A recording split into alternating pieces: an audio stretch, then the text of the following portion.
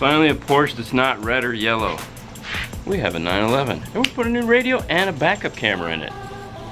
Sounds like fun, right? Let's get started. So for this one, we're gonna use the 8201. He just wants the 8200 out of it. We're not gonna be using the one, which is the camera. We're actually gonna go with this guy right here. This is the EchoMaster mirror camera. But the cool thing about it is it just has these two screws to mount. It's gonna tuck up in there really nice. We went through a ton of cameras before we decided on this one. So this ought to be pretty cool. We have a cool painted silver Metra kit. That is the 999606. And then for integration, we're keeping the factory amplifier and everything. So we're doing the NavTv. This is the most interface that they make. And I can tell you right now, you guys out there that complain about prices of like RP4s, RP5s, data links and stuff like that, you have no idea. Those most interfaces, holy crap, they're like 5 times the price. But it's a Porsche, German, what do you expect? Be a little bit more.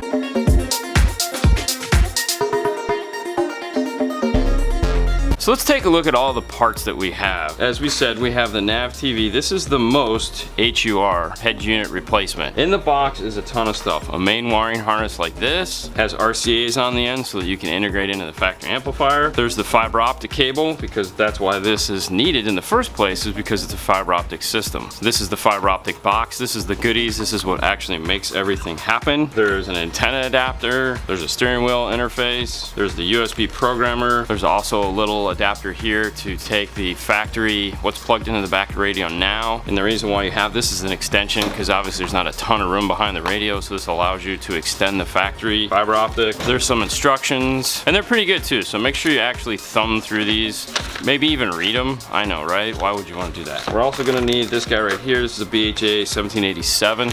We're really just going to use this so that we don't have to tap into or cut the factory or splice into it. We're going to repin the heck out of this thing. So we're not actually going to be using it for anything that's intended for, other than this plug is in the car and this plug is in the car. Everything else is open to move. And then for the USB, we're going to put this guy in here. This is the USB DMA1. We've used these a bunch of times. The idea for that is to add it here in the side where the factory's lighter portion is. So we'll just mount it probably right here or here. So to start, let's go ahead and get this wiring harness out of the bag and figure out what wires we're going to actually retain out of this. For the most part, I think we're just looking at constant 12 volts and ground, but of course they're in the wrong spots. So we're just going to depin the whole thing and rebuild it the way we want.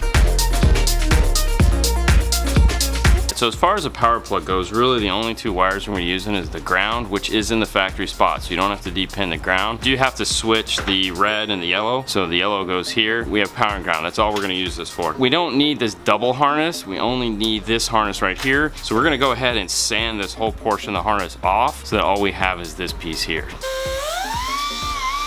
Now I know what you might be thinking, why sand it off? But room is always a premium in these dashes. When I can get rid of that amount of space, I'm gonna do it. So we're gonna go ahead and pretty up the harness and then get it to where, you know, because this is gonna get buried deep in the dash. That's why these are so long.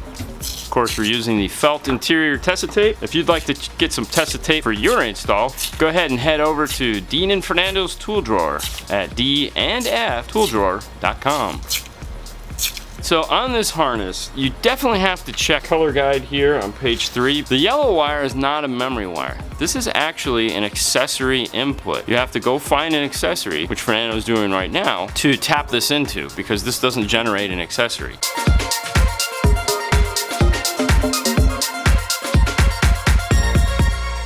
Now the red is an accessory output. It's a 1 amp accessory output. That's 1 amp. This is enough to turn on the radio and only the radio. You're gonna wanna, if you're like in this car, we're doing a backup camera, we're gonna tie that into the accessory wire coming over from the fuse box to power that camera. Otherwise, you'd need to install a relay. Now there's 3 yellow wires. 2 of them have stripes. One of them is a black stripe and one of them is a blue stripe. According to the instructions here, the black stripe is the remote. So you're going to hook up your blue-white wire to this yellow black wire, and then the yellow blue is your foot brake input. Now we're not going to be using that one, so we're just going to go ahead and cap that one off. There's 2 twisted wires here. These are the CAN bus wires, and that's why we have this harness here, because they're going to be in this harness. So we're going to repin this harness. We have a ground, which is going to get hooked up to this ground. The orange is the illumination out, so we're going to just keep that twisted together right now with our red, because those are going to be going to the same place along with the yellow black. There's a green white on here. This is parking brake. We're not going to be using that, So we're gonna go ahead and cap that off. Purple white is gonna be reverse, and white is for the IR control, which we're not gonna be using. Let's set these aside. Now go ahead and depin your harness. We don't have one that has a bunch of wires. We have one that just has these RCAs. So what we're gonna do is we're just gonna actually cut these off short, and then we'll solder on the wires to this. They don't need to be 6 inches long. We just need something that'll pin into this. Purple, all right, let's go see what we got.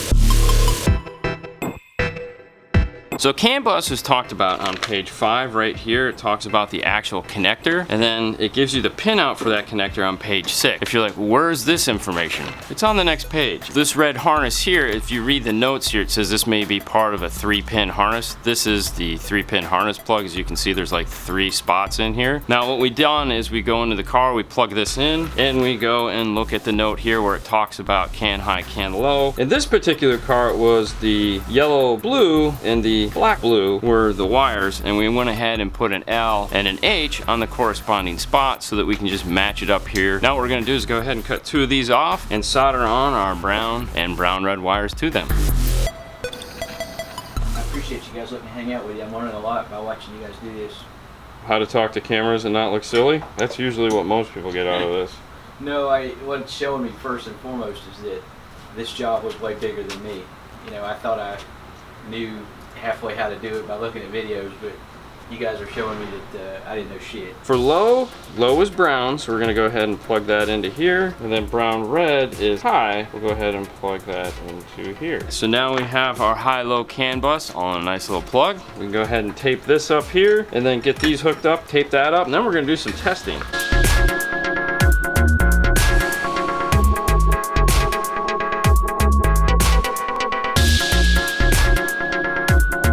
So we have our harness pretty much where we want it. This is going to plug into the Pioneer. This is going to plug into the factory. This is going to plug into our backup camera that we're running. This is the accessory coming from the fuse box. You see there was 2 wires in it because the accessory for the camera is coming off of this like we talked about earlier. Here's the brain here. We're gonna go ahead and get this into the car. Fernando's got the accessory hooked up. We're gonna plug it in and make sure all the functions work the way they're supposed to before we proceed forward. Do you have plug it in? Switch it to theirs? Plug it in. Perfect. All right, so they give you this, but we don't actually need it. So let's get this unraveled here. Now keep in mind, this is fiber optic. You don't want to bend it. You know, just keep it loose like this. Next, you want to go ahead and pull this little piece out of here. Plug that in. We can go ahead and get our factory plugs plugged in. Then we'll go ahead and get our power portion plugged in. Yep, plug that in.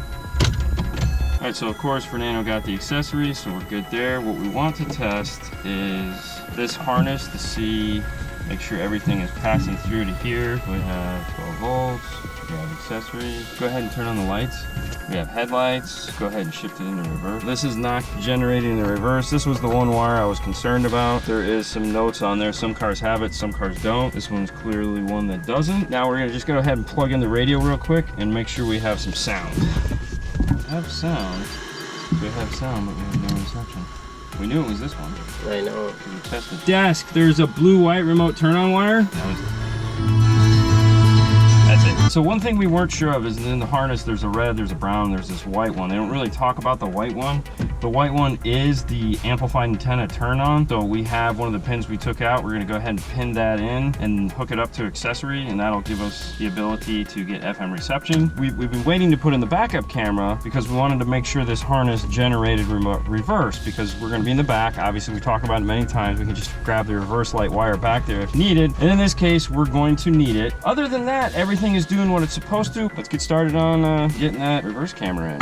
Lots of fun there. All right, so let's talk about the backup camera we're gonna use. This is a PCAM BS1. Now this cam was originally designed to go onto a side mirror, but that really doesn't matter. The nice thing about it is, there again, it's a semi-pliable camera, so it can go on any surface that has any form of a bend to it. It comes with a piece of really awesome 3M adhesive. This is the same stuff they use to hold your molding on the side of the car with, so this will stick on there. And of course, 2 little screws. And then inside the bag, cool little U-shaped piece of metal, this guy right here. And what that is designed for for is there's little holes in the tip of this camera that you put this in just like this, and then you can use it to turn and refocus the camera, because it's essentially an eyeball and a socket. Now the reason why he chose this camera as opposed to several others, unlike the others that mount similar to this, you have to drill a big hole and then you have to put a nut on the top. He doesn't want to have to remove the whole bumper of the car just to add a backup camera. He doesn't want to do a license plate camera either, but this was the compromise. He liked this idea. It comes with a simple connection here, and then of course you have the parking lines as well as their mirror option. You can cut these to give you those. Comes with my favorite and your favorite too, I know. Comes with the cool yellow RCA with the red wire on the end. If you want to know more about hooking up backup cameras, check out our 2 backup camera videos. We have Backup Camera 101 and more backup camera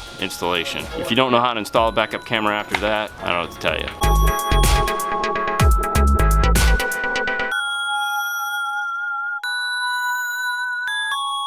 Alright, so we're going ahead and got an idea of where the camera needs to go. We've split the bumper, put a mark, mounted it. We just went ahead and moved it up a little bit. So now we're getting this image here. But yeah, that'll look nice. And also, one of the criteria was he wants to be able to stand and not actually see this giant camera hanging down. If it mounted like that, it will be really kind of tucked up in there in stealth.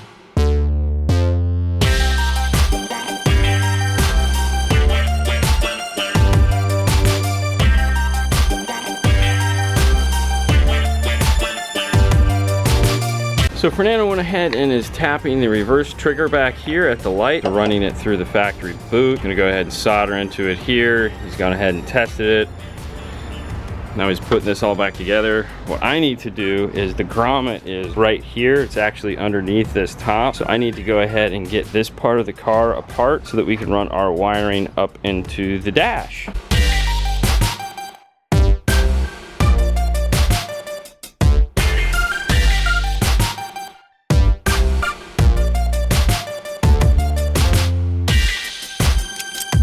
You done, Fernando? I'm done, sir. Alright, so let's take a look what we got going on. So as you saw, we got the light back together. Found a nice factory ground point right here, so that's all taken care of. Zip tie the wires up along the back here. And then so the grommet is, as you can see, way back there. There's a big grommet that goes through into the car. Wasn't that one of the best backup cameras you've ever done? Yeah, that's really fun. It was definitely a team effort. Well, we only have the wire inside the car. We actually have to get it from right inside there back up front and avoid the top, of course. So now that we're done with that, we're gonna go ahead and close the trunk, and we're gonna get the top kind of up in its little gymnastic pose. We're going to get the wire run up through into the dash so we can finish this thing up.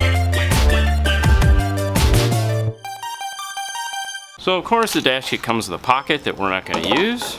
Comes with some side brackets right here that are marked left and right. And it comes with a factory finished silver trim. This is available in both silver and black. He has silver. If you have black, you can get this in black as well. And then there's a little tiny bag of screws. So this is one of the nicer dash kits in that it is going to actually kind of snap together. We don't have to worry about spacing and whatnot and test fitting. It's just going to go in like this, so that's good. Let's go ahead and get our radio set up here. There's these little tabs here on the side that this is just going to kind of set into like this and then drop in place. Now there is a bit gapping on top and bottom that we can see through. That's one nice thing about having this red thing here. So we're going to go ahead and put our foam on the top and bottom of the radio so that you don't see that gapping in the dash. And for that we just use some simple black weather stripping. Now for this install we are going to use the V-cut screws because they do have to be flush on the side. As always, check your gapping both top and bottom, make sure the radio is square in the kit, and then run your hands along the side here and make sure that the screws don't hit when you run your hands over them, because the dash is going to slide over this, and it just has these 2 teeth here that lock it in place. So let's start with the longest wires first and kind of work our way.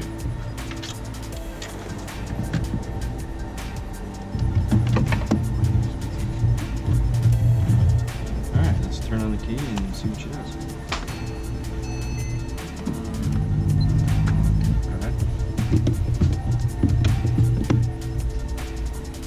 Look at that. What's the weather like today? Alright, so we've tested everything. It all works the way it's supposed to. So now it's a matter of getting everything tucked away and put back together.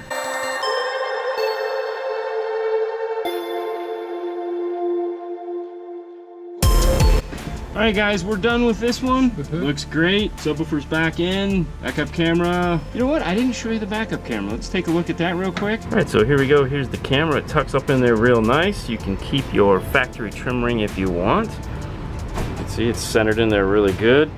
And as you come up, the camera goes away, so it's almost invisible. And as you can see, even down low like that, you get a pretty decent image. This is the back of our install bay. Walk back there for me real quick. There you go, perfect. You won't be running over anybody with this camera. All right, now we're done. Fernando, what do you say? Yep, on to the next one. Okay, that was.